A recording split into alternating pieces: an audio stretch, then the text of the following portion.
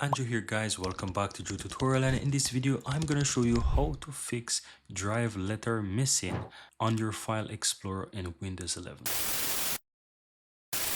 Now, as you can see, I have my file explorer here, and if you look, the drive letter is not shown here in the lower navigation pane, nor if I go to this PC, you realize that the drive letter is not showing, but it's only showing the name.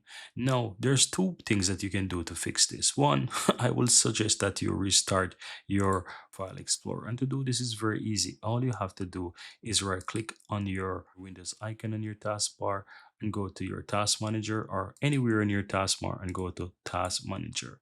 Now from here, you want to scroll down and you want to look for file explorer. If you're not able to find it, you can just simply go ahead and type in Windows Explorer and you will see the Windows Explorer there. All you have to do is just right click on that and click on restart. Now if you do this, you'll realize that your taskbar disappear for a moment, but it will come back, don't worry.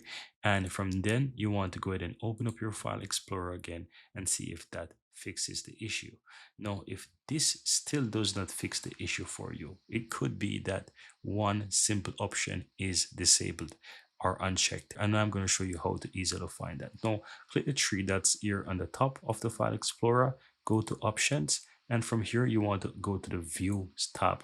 Now from here scroll down to where you'll find the option show drive letters. If this is unchecked guys, that's the reason. So you want to go ahead and ensure that this is checked, then click on apply and have a look at that.